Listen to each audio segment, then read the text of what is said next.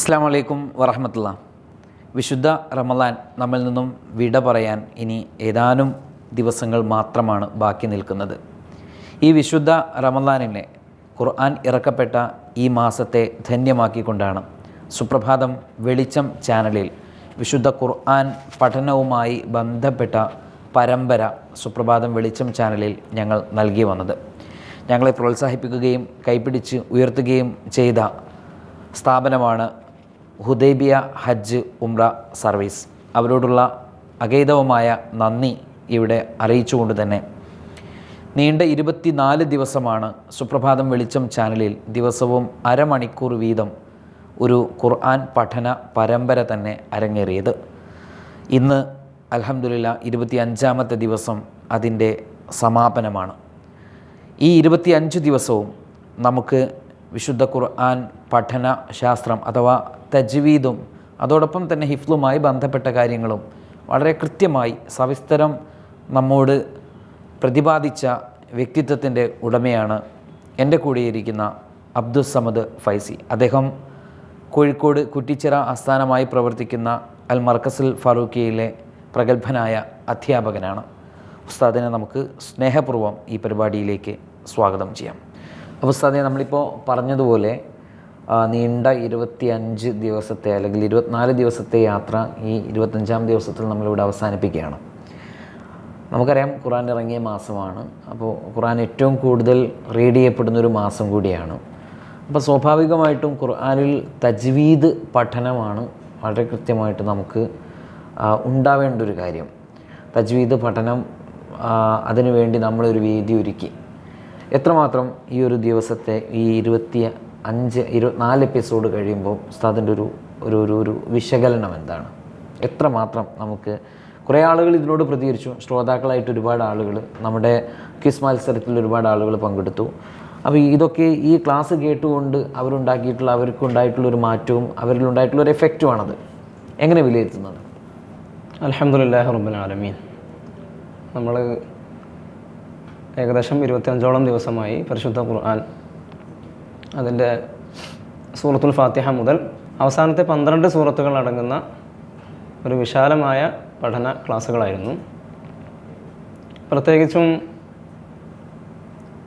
ഖുർആനിൻ്റെ ആ സൂറത്തിലടങ്ങിയ ആശയങ്ങളെ ഉൾക്കൊള്ളിച്ച് അതുപോലെ ഏതൊരാൾക്കും പരിശുദ്ധ ഖുർആനിനെ പാരായണം ചെയ്യുന്നതിനാവശ്യമായ ഓരോ സൂറത്തുകളിലും അനുബന്ധമായി വരുന്ന തജ്വീദിൻ്റെ ഹുക്മുകളെ വിശദീകരിച്ച് നമ്മൾ പറഞ്ഞിട്ടുണ്ട്.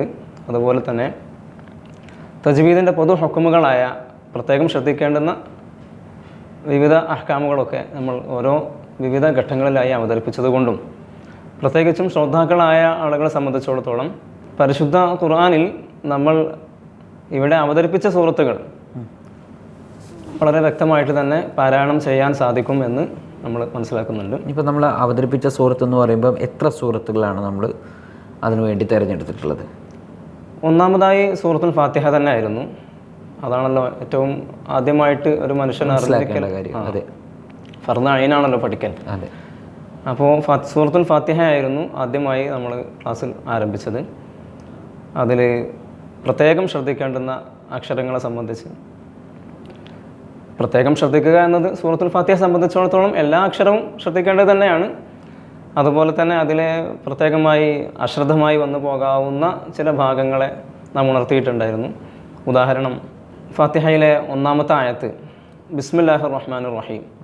ഇവിടെ പലരും അശ്രദ്ധമായിട്ട് വന്നു പോകുന്നൊരു സന്ദർഭമാണ്. ബാ 1ാമത്തെ അക്ഷരമാണെങ്കിൽ പോലും ചുണ്ട് ഇവിടെ മുട്ടി തന്നെ ഉച്ചരിക്കുന്നതാണെങ്കിലും ആ ശബ്ദം കേൾക്കാതെ ബിസ്മില്ലാഹി ഇങ്ങനെയൊക്കെ പറയുന്ന ചില ഭാഗങ്ങളെ സംബന്ധിച്ച് ഒരുപക്ഷെ നമ്മൾ ശ്രദ്ധിക്കപ്പെടാതെ പോകുന്ന ഗുരുതരമായ ചില തെറ്റുകൾ. അതെ.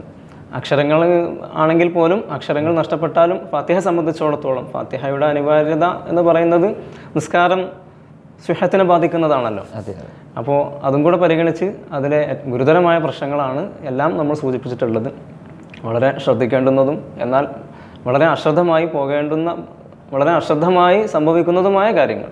ഈ ഏതെങ്കിലും തരത്തിൽ ഏത് കാറ്റഗറിയിലുള്ള ആളുകളാണ്? വിദ്യാർത്ഥികളാണോ, സ്ത്രീകളാണോ, യുവാക്കളാണോ, അങ്ങനെ ഒരു ഏതെങ്കിലും തരത്തിലുള്ള അങ്ങനെ ഒരു ഫീഡ്ബാക്ക് കിട്ടിയിട്ടുണ്ടോ? അത് ഏകദേശം എല്ലാ കാറ്റഗറിയിലുള്ള ആളുകളാണ് വീഡിയോ കാണുകയും വീക്ഷിക്കുകയും അത് ചെയ്തിട്ടുണ്ട് എന്ന് വിശ്വസിക്കുന്നു. ഇപ്പോൾ നമ്മുടെ ഈ ക്ലാസ് ഇപ്പോൾ ഇവിടെ അവസാനിക്കുകയാണ്. അപ്പോൾ ഇനി തുടർന്ന് പോകണം എന്ന് ആവശ്യപ്പെടുന്ന ആളുകളുണ്ട്. അങ്ങനെയാണെങ്കിൽ ഉസ്താദിൻ്റെ തന്നെ സഹായമൊക്കെ സുപ്രഭാതം വെളിച്ചത്തിന് വീണ്ടും ഉണ്ടാകും നമ്മൾ പ്രതീക്ഷിക്കുകയാണ്. ഇൻഷാ അല്ലാഹ് അള്ളാഹുവിൻ്റെ തൗഫീഖ് ഉണ്ടെങ്കിൽ നമുക്ക് ഭാവിയിലും ഈ പരിശുദ്ധ ഖുർആനിൻ്റെ പഠനവുമായി ബന്ധപ്പെട്ട് അതിലെ ആശയ സമ്പുഷ്ടമായ വിശദീകരണങ്ങൾ സംബന്ധിച്ച് തജ്വീദിൻ്റെ ആഴത്തിലിറങ്ങിയ പഠനത്തെ ആസ്പദമാക്കി ഒക്കെ ഇൻഷാ അല്ലാഹ് ഭാവിയിൽ അതിനെ സംബന്ധിച്ച് നമുക്ക് ചർച്ചയിലാകാവുന്നതാണ്. ഇപ്പോൾ ഒരു 24 ദിവസത്തെ ക്ലാസ്സുകൾ അരമണിക്കൂർ വീതം എന്ന് പറയുമ്പോൾ നമ്മൾ വളരെ ഷോർട്ട് ചെയ്ത് നമുക്ക് അതിൽ നിന്ന് കൃത്യമായിട്ട് സോർട്ട് ചെയ്തതിന് ശേഷമായിരിക്കും നമ്മൾ ആ സമയത്തെ നമ്മൾ കൃത്യമായിട്ട് അഡ്ജസ്റ്റ് ചെയ്ത് ഒരു വിഷയം പ്രസൻറ്റ് ചെയ്യുന്നത്. പറയാൻ ബാക്കി വെച്ച് ഒരുപാട് കാര്യങ്ങളുണ്ടാകും. ഇപ്പോൾ താങ്കളെ കേൾക്കണം അല്ലെങ്കിൽ ഇതിൻ്റെ ഒരു എൻഡിങ് നമ്മൾ നടത്തുമ്പോൾ അതിൻ്റെ ഒരു പര്യവസാന സമയത്ത് ആ പഠിതാക്കളോട് ശ്രോതാക്കളോട് പറയാൻ ബാക്കി വെച്ച കാര്യങ്ങൾ ഉസ്താദിനെ പറയാം. പരിശുദ്ധ ഖുർആൻ തജ്വീദ് അടിസ്ഥാനമാക്കിയാണ് നാം പാരായണം ചെയ്യേണ്ടത്. അല്ലാഹു സുബ്ഹാനഹു വ തആല നമ്മളിലേക്ക് പരിശുദ്ധ ഖുർആനിനെ അല്ലാഹു തആല എത്തിച്ചു തന്നതും തജ്വീദിൻ്റെ അതേ രൂപത്തിലാണ്. എന്ന് വെച്ചാൽ പരിശുദ്ധ ഖുർആനിനെ അതിൻ്റെതായ ശൈലിയിൽ ഭംഗിയാക്കി പാരായണം ചെയ്യുന്ന ഒരു ശൈലി പ്രോഗ്രാമിലൂടെ നമ്മൾ അവതരിപ്പിച്ചിരുന്നു. തജ്വീദ് പാലിക്കാത്ത ഖുർആൻ പാരായണം അത് അവൻ കുറ്റക്കാരനാണ് എന്നതുമായി ബന്ധപ്പെട്ട് നമ്മൾ പറഞ്ഞിരുന്നു. ആ തജ്വീദ് എന്ന് പറയുന്ന ആ ഒരു സംഹിത അതിന് ചില പ്രത്യേക നിബന്ധനകളുണ്ട്. 5 നിബന്ധനകളാണ് തജ്വീദുമായി ബന്ധപ്പെട്ടിട്ട് ഉള്ളത്. ഒന്ന്, അക്ഷരങ്ങൾ അത് യഥാർത്ഥ സ്ഥാനത്ത് നിന്ന് പുറപ്പെടുവിക്കുക എന്ന് വെച്ചാൽ മഖ്റജ് അത് കറക്റ്റായി അറിഞ്ഞിരിക്കുക എന്നതാണ്. അത് സംബന്ധിച്ച് അൽഹംദുലില്ലാ നമ്മൾ വിശാലമായി തന്നെ നമ്മുടെ പ്രോഗ്രാമിലൂടെ നമ്മൾ അവതരിപ്പിച്ചതാണ് അൽഹംദുലില്ലാ. രണ്ടാമത്തെ നിബന്ധന, ആ അക്ഷരങ്ങളെ സംബന്ധിച്ചിടത്തോളം അവക്കുണ്ടാവുന്ന പ്രത്യേക സിഫത്തുകൾ, വിശേഷണങ്ങൾ, ആ അക്ഷരങ്ങൾ ഉച്ചരിക്കുമ്പോൾ ഉണ്ടാവേണ്ട പ്രത്യേകതകൾ, അവകൾ എന്തെല്ലാമെന്ന് അറിഞ്ഞിരിക്കലാണ്. അതും നമ്മുടെ പ്രോഗ്രാമിലൂടെ അവതരിപ്പിച്ചു കഴിഞ്ഞതാണ്. മൂന്നാമത്തേത്, അക്ഷരങ്ങൾ പരസ്പരം കൂടിച്ചേരുമ്പോഴുള്ള പ്രത്യേക ഹുക്കുമുകൾ നമ്മൾ പറഞ്ഞിരുന്നു. റോയിനെ വിവിധ സന്ദർഭങ്ങളിൽ പല ശൈലിയിലാണ് നാം ഉച്ചരിക്കുക. റോ എന്നും, എന്നാൽ റോയിന് തന്നെ കസ്റാവുമ്പോൾ രീ എന്നും ഉച്ചരിക്കുന്ന രൂപം. ഇങ്ങനെ വിവിധ സന്ദർഭങ്ങളിൽ ഉണ്ടായിത്തീരുന്ന ചില പ്രത്യേക ഹുക്കുമുകൾ മനസ്സിലാക്കുക.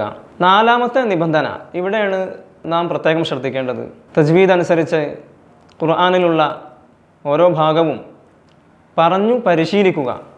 അർ-റിയാദത്തു ബിൽ ലിസാൻ, നാവുകൊണ്ട് അതിനെ പ്രാക്ടീസ് ചെയ്യുക.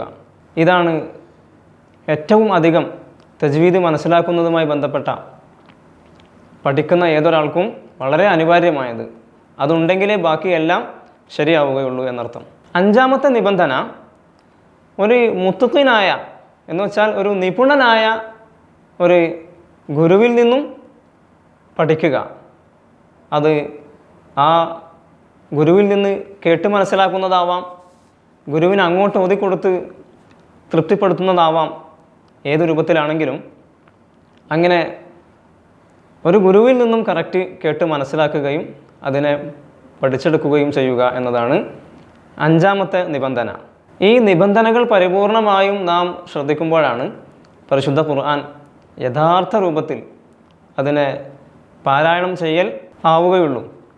അല്ലാത്ത രൂപത്തിൽ നാം പാരായണം ചെയ്യുന്നതിനൊക്കെ അതിൻ്റെതായ ചില നുഖ്സാനിയത്ത്, ചില കുറവുകൾ സംഭവിക്കും. ആ രൂപത്തിലുള്ള പ്രതിഫലവും ലഭിക്കാൻ സാധ്യതയുണ്ട്. യഥാർത്ഥ രൂപത്തിലെ അല്ലാഹു സുബ്ഹാനഹു വ തആല തിരു ഹബീബ് സല്ലല്ലാഹു അലൈഹി വസല്ലം തങ്ങളിലൂടെ നമ്മളിലേക്ക് എത്തിപ്പെട്ട പരിശുദ്ധ ഖുർആനിൻ്റെ യഥാർത്ഥ പാരായണം ലഭിക്കണമെങ്കിൽ നമ്മളിവിടെ പ്രതിപാദിച്ച ഈ 5 നിബന്ധനകൾ പൂർണ്ണമായും ഉൾക്കൊള്ളൽ അനിവാര്യമാണ്. ഇപ്പോൾ ശരിക്ക് ഖുർആൻ ഇറങ്ങുന്നത് ആശയം മനസ്സിലാക്കി ഓതാൻ കഴിയുക, അതിനനുസരിച്ച് ആളുകൾ ജീവിക്കുക എന്നുള്ളതൊക്കെയാണ് ഖുർആൻ ഓതപ്പെടുമ്പോൾ അതിൻ്റെ ഒരു ഏറ്റവും വലിയ ഉന്നതമായ ഉദ്ദേശശുദ്ധിയായിട്ട് നമ്മൾ മനസ്സിലാക്കേണ്ട ഒരു കാര്യം. പക്ഷെ ഇതൊന്നും ഒരു പക്ഷേ ഖുർആൻ പാരായണം ചെയ്യാൻ മാത്രം അറിയുന്ന ഒരാൾ, അയാൾ ഇതൊന്നും അറിയാതെ പാരായണം ചെയ്യുകയാണെങ്കിൽ അയാളുടെ ആ ഉദ്ദേശത്തിലേക്ക് അയാൾ എത്തുന്നുണ്ടോ?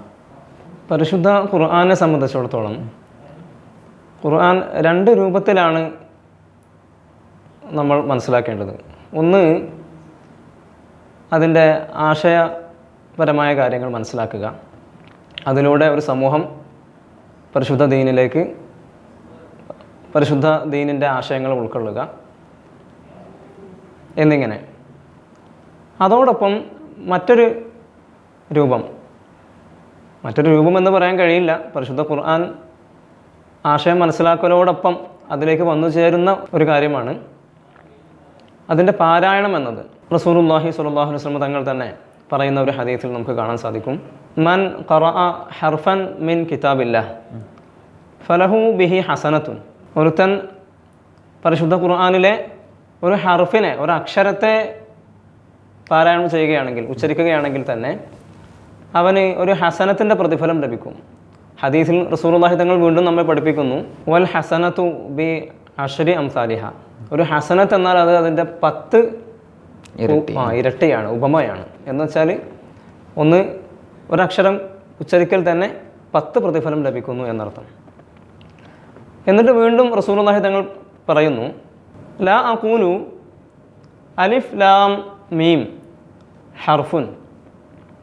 ഞാൻ പറയുന്നില്ല അലിഫ് ലാം മീം എന്ന സൂറത്തുൽ ബഖറയിലെ 1-ാമത്തെ ആ ഭാഗം ഒരു ഹർഫാണ് എന്ന് ഞാൻ പറയുന്നില്ല. വലാക്കിൻ അലിഫുൻ ഹർഫുൻ വ ലാമുൻ ഹർഫുൻ വ മീമുൻ ഹർഫുൻ.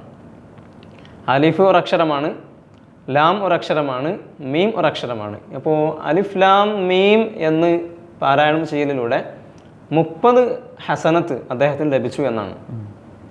അപ്പോൾ പരിശുദ്ധ ഖുർആനിന് ആശയം അടിസ്ഥാനമാക്കി അല്ലാത്തതാണെങ്കിൽ പോലും പ്രതിഫലം ലഭിക്കും എന്നാണ് ഈ വാചകത്തിലൂടെ നമുക്ക് മനസ്സിലാകുന്നത്. കാരണം അലിഫ് ലാം മീം എന്ന ലഫ്ദിന് മുഫസ്സിറുകൾ ആരും പ്രത്യേകിച്ച് അതിന് അർത്ഥം നൽകിയിട്ടില്ല. അല്ലാഹു ആലം എന്നാണ് കാണാറുള്ളത്. അതിൻ്റെ അർത്ഥം അള്ളാഹുവിന് മാത്രമേ അറിയുള്ളൂ. അപ്പോൾ അലിഫ് ലാം മീം എന്നതിന് ആശയസമ്പുഷ്ടമായി ഒന്നും മനസ്സിലാക്കാനില്ലെങ്കിൽ പോലും ഖിറാഅത്തിനെ സംബന്ധിച്ചിടത്തോളം അതിന് പ്രതിഫലമുണ്ട്. അപ്പോൾ സ്വാഭാവികമായും ആശയം മനസ്സിലാക്കുക എന്നത് മാത്രമല്ല പരിശുദ്ധ ഖുർആനിലൂടെ ഖിറാഅത്ത് നാം നിർവഹിക്കലോടൊപ്പം അതിന് പ്രത്യേക പ്രതിഫലവും, ആശയം പിന്നീട് അതിൽ നിന്നും ഉത്ഭവിച്ച് വരേണ്ടതാണ്. അതുകൊണ്ടാണ് അല്ലാഹു സുബ്ഹാനഹു വ തആല പരിശുദ്ധ ഖുർആനിൽ പല സന്ദർഭങ്ങളിലായി ഉണർത്തിയതായിട്ട് കാണാൻ സാധിക്കും. സൂറത്തു ആലു ഇമ്രാനിൽ അല്ലാഹു സുബ്ഹാനഹു വ തആല ഉണർത്തുന്നു, ബിസ്മില്ലാഹിർ റഹ്മാനിർ റഹീം, ലഖദ് മന്നല്ലാഹു അലൽ മുഅ്മിനീന ഇദ് ബഅസ ഫീഹിം റസൂലൻ മിൻ അൻഫുസിഹിം യത്ലു അലൈഹിം ആയാതിഹി വയുസക്കീഹിം.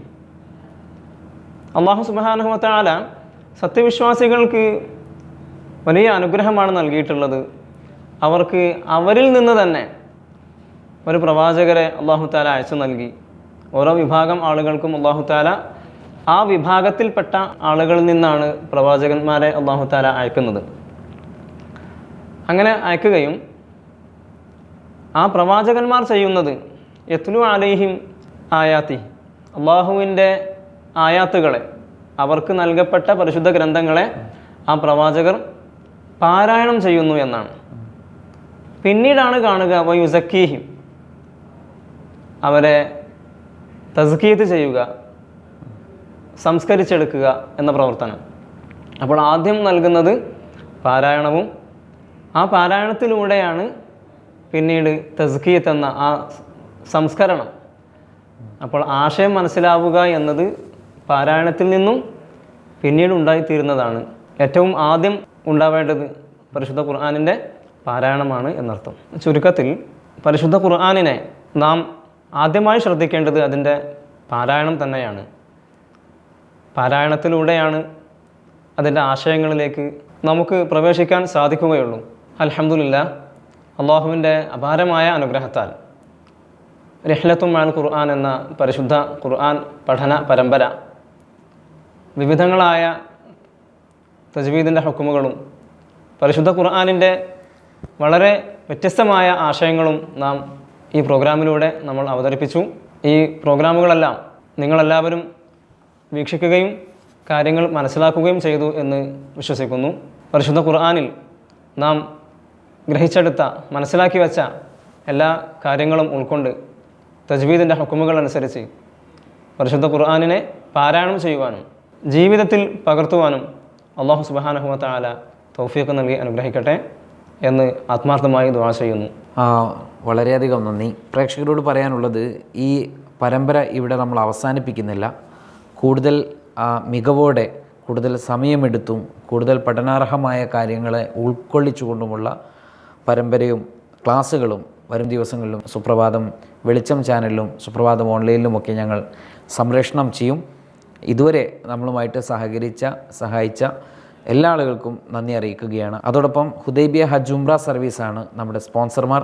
അവർക്ക് പ്രത്യേകം നന്ദി അറിയിച്ചുകൊണ്ട് ഉസ്താദിന് വളരെയധികം നന്ദി അർപ്പിച്ചുകൊണ്ട് ഈ പ്രോഗ്രാം ഇവിടെ പൂർണ്ണമാകുന്നു. എല്ലാവർക്കും ഒരിക്കൽ കൂടി നന്ദി.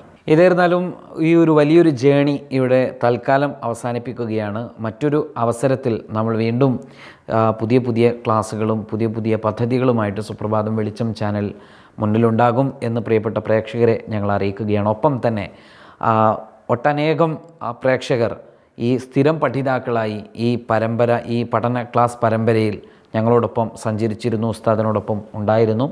പല ആളുകളും വലിയ സന്തോഷം ഞങ്ങളെ വിളിച്ചറിയിക്കുകയും ഇനിയും തുടരണം എന്ന് ഞങ്ങളോട് അഭ്യർത്ഥിക്കുകയും ഒക്കെ ചെയ്തിട്ടുണ്ട്. ഒപ്പം തന്നെ ഇതിനൊക്കെ കരുത്തായി ഞങ്ങൾക്ക് ഞങ്ങളുടെ ഒരു സ്പോൺസർ എന്നതിനപ്പുറത്തേക്ക് വളരെ കൃത്യമായി ഇത്തരമൊരു പദ്ധതിക്ക് വേണ്ടി ഞങ്ങളോട് അഭ്യർത്ഥിച്ച ഹുദൈബിയ ഹജ്ജ് ഉംറ സർവീസിൻ്റെ അധികൃതരോട് എല്ലാ സ്നേഹവും ഞങ്ങൾ പങ്കുവെക്കുകയാണ്.